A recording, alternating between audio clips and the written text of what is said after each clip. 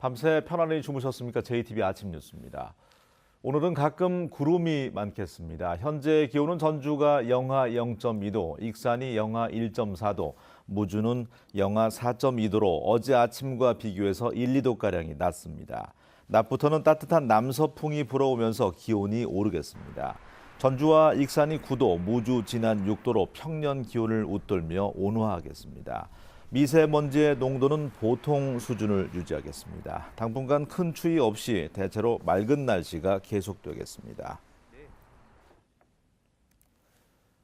전주시가 국립무형유산원 바로 옆에 문화시설을 짓겠다며 4년 전부터 사놓은 땅이 있습니다. 예산도 40억 원이 넘게 들어갔는데요. 하지만 구체적인 사업 계획도 확정하지 못했고 언제 착공할지도 알 수가 없습니다. 오정현 기자가 보도합니다. 국립무형유산원 바로 양옆에는 전주시와 국립무형유산원이 무형유산 복합단지를 조성하는 사업 부지가 있습니다. 전주시는 이 가운데 6,800제곱미터의 땅을 사들였습니다. 2014년부터 지금까지 45억 원을 투입했습니다. 갖고 보상을 했는데 아직은 그 정부의 결정이 없는가 말은 없네요. 벗어질란가는. 문제는 국립무형유산원이 복합단지 기본 계획을 세우기 위한 예산을 신청했지만 국비가 한 푼도 반영되지 않았다는 겁니다. 전주시도 복합단지 사업의 하나로 400억 원을 들여 문화시설을 짓기로 했지만 추진 전망은 불투명합니다. 5년 동안이나 땅을 사들이면서 전수교육관을 짓겠다는 것 말고는 사업 계획을 확정하지 못하고 있는 실정입니다. 이 때문에 부지 매입비로 들어간 수십억 원의 예산만 땅에 묶여버렸습니다. 확실하지 못하면 장기 표류화될 가능성도 많이 있는 부지이기 때문에 이 부지도 시민들의 세금으로 전주시 예산으로 샀기 때문에 국립무형유산원 부근의 사업 부지는 한옥마을로 연결되는 요충지이기 때문에 방치되지 않도록 짜임새에 있는 사업 계획을 서둘러야 할 것으로 보입니다.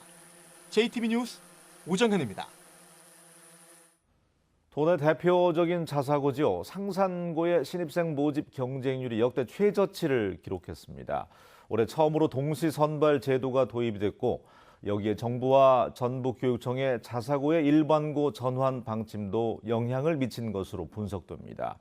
조창현 기자가 전합니다. 지난주 신입생 모집을 마친 상산고의 경쟁률은 1.32대 1로 집계됐습니다.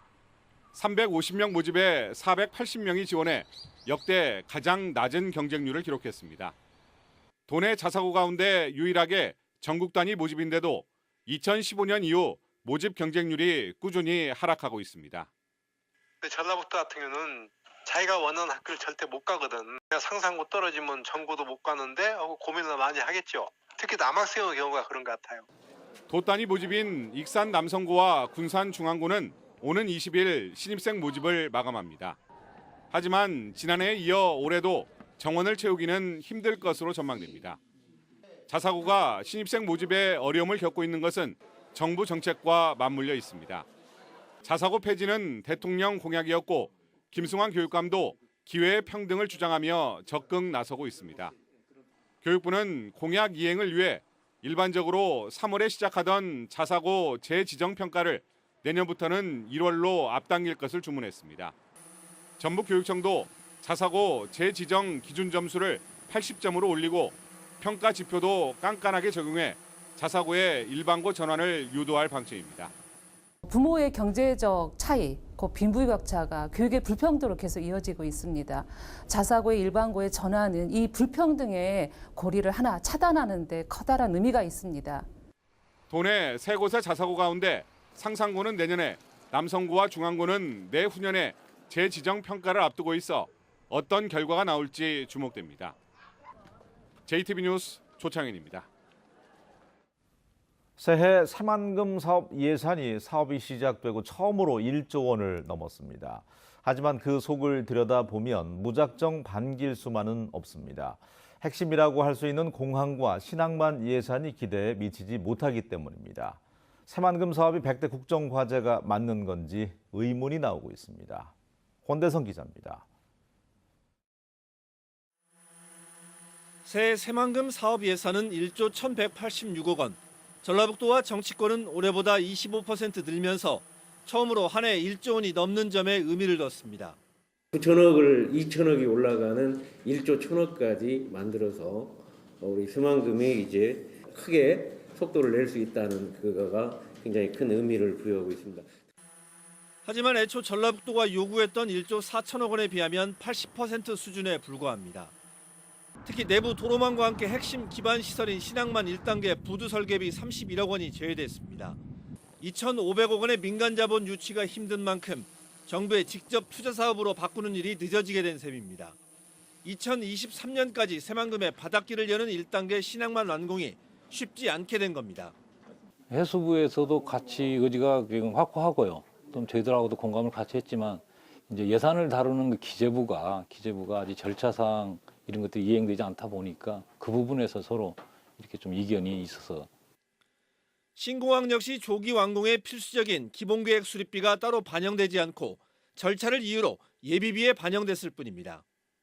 정부는 공항과 항만의 조기 건설 등 새만금 사업의 속도감 있는 추진을 100대 국정과제로 제시했지만 이를 뒷받침할 예산 투자는 실망스럽다는 목소리가 나오고 있습니다.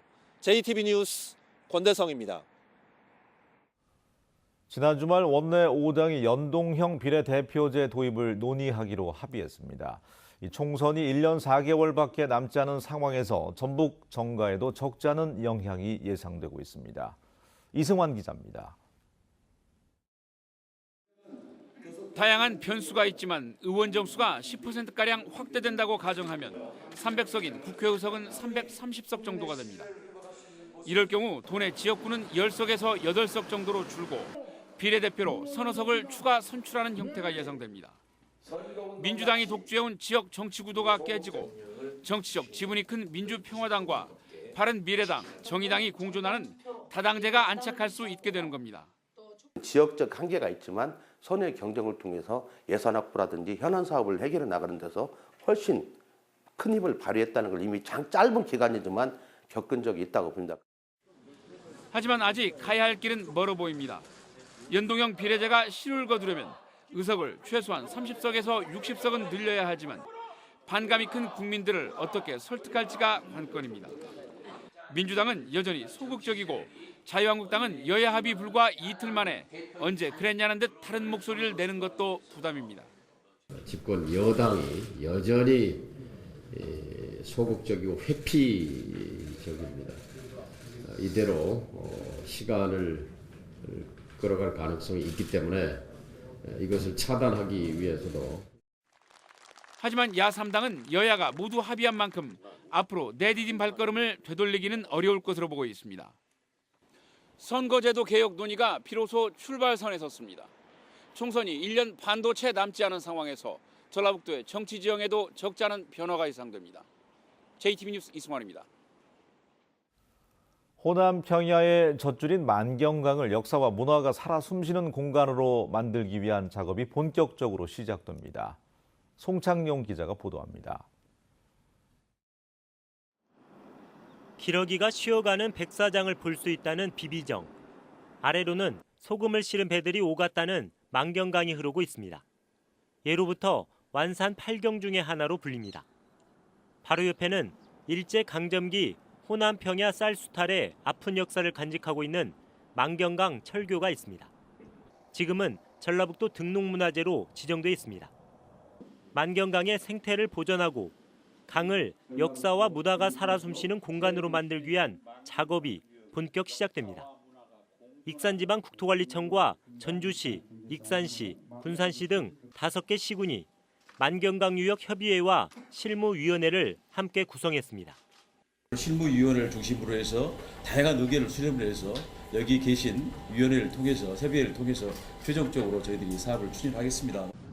이들 6개 기관은 2020년까지 예정된 만경강 정비 사업을 계기로 둔치의 자전거 도로와 체육시설 등 친수 공간을 함께 관리하기로 했습니다. 또 생태환경 보전과 역사, 문화, 관광 분야 발전 방안을 공동으로 마련하기로 했습니다. 이제까지는 정적으로 취급했던 그런 하천의 요소들을 선적으로 또 도시와 연계해서 더 좋은 전라북도가 될 수 있도록. 다만 만경강이 도심에서 멀리 떨어져 있고 시군별로 만경강 활용에 대한 이해관계가 조금씩 다르기 때문에 많은 사람이 이용 가능하면서 시군 간의 조화로운 공간을 만드는 게 과제가 될 것으로 보입니다. JTB 뉴스 송창용입니다. 일손이 부족한 농촌에 농업용 드론은 여러모로 쓰임새가 많습니다. 장수군이 드론 전문가 양성을 위해서 팔을 걷어붙였습니다. 기업 유치 등으로 전력 수요가 높아진 순창에는 변전소가 신설이 됩니다. 나금동 기자가 자세히 전합니다. 외래 해충 방제 등 효과적인 농약 방제를 위해 장수군이 드론 전문가 양성에 나섰습니다. 장수군은 지난달부터 드론 무인항공 교육을 시작해 지금까지 6명이 조종사 자격증을 취득했다고 밝혔습니다. 남원시가 여성 친화 도시로 다시 지정돼 앞으로 5년간 여성의 경제사회적 평등 실현, 가정 양립 환경 조성 사업 등을 중점 추진하기로 했습니다. 지난 2013년 여성 친화 도시로 지정된 남원시는 여성 중장기 발전 계획 수립, 양성평등을 위한 기본조례 제정 등 다양한 사업을 추진해 왔습니다. 여성뿐만 아니라 사회적 약자를 배려하는 정책을 다양하게 펼쳐 여성의 성장과 안전이 보장되는 여성 친화도시 남원을 만들어 가겠습니다. 기업 유치 등에 따른 전력 수요 증가로 전력 수급의 차질이 우려됐던 순창군에 변전소가 신설됩니다. 순창군과 한전은 내년 4월부터 풍산 제2농공단지에 변전소 건립 공사를 시작해 오는 2020년 완공할 계획이라며 변전소 신설로 안정적인 전력 공급이 가능해질 것으로 기대했습니다. 임실 오수면 소재지 종합 정비 사업이 5년 만에 마무리됐습니다. 지난 2012년 공모 사업에 선정된 임실 오수면에는 지금까지 70억 원이 투입돼 공영주차장 조성과 원동산 공원 정비, 가로경관 정비 사업 등이 진행됐습니다. JTB 뉴스 나금동입니다. 참여자치 전북시민연대는 의정비 21.15% 인상을 잠정 결정한 완주군 의정비 심의위원회에 대해서 인상안 철회와 공청회 취소를 촉구했습니다. 참여연대는 완주군 의정비 심의위원회가 지방자치법 시행령과는 달리 교육, 언론, 법조, 시민사회 추천 인사가 하나도 없고 의원 1인당 주민수와 재정 자립도 등을 고려할 때 인상률이 지나치게 높다는 의견입니다. 참여연대는 또 주민 의견 수렴 절차를 주민 설문조사가 아니라 공청회를 택했다며 이는 찬성하는 사람들을 동원해서 인상안을 관철시키기 위한 꼼수라고 비난했습니다. 전주시민회가 배임 혐의로 유죄 판결을 받은 버스업체의 면허를 환수할 것을 전주시에 촉구했습니다. 전주시민회는 모 버스업체의 사주가 평화동에 있는 차고지를 본인의 업체 그리고 전주시내버스 공동관리위원회와 이중으로 임대 계약을 체결한 혐의로 유죄 판결을 받았다며 전주시는 이 업체의 버스 면허와 보조금을 환수해야 한다고 주장했습니다. 전북교육청이 오늘 오후 홈페이지를 통해서 학교 감사 결과를 실명 공개합니다.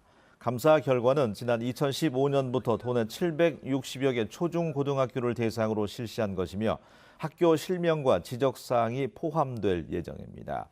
전북교육청은 그러나 시험지 유출과 생활기록부 관련 부정 등 민감한 사안은 감사 결과 발표에서 제외한 채 재무감사 결과만을 공개하기로 내부 방침을 정한 것으로 알려져 비판이 커지고 있습니다.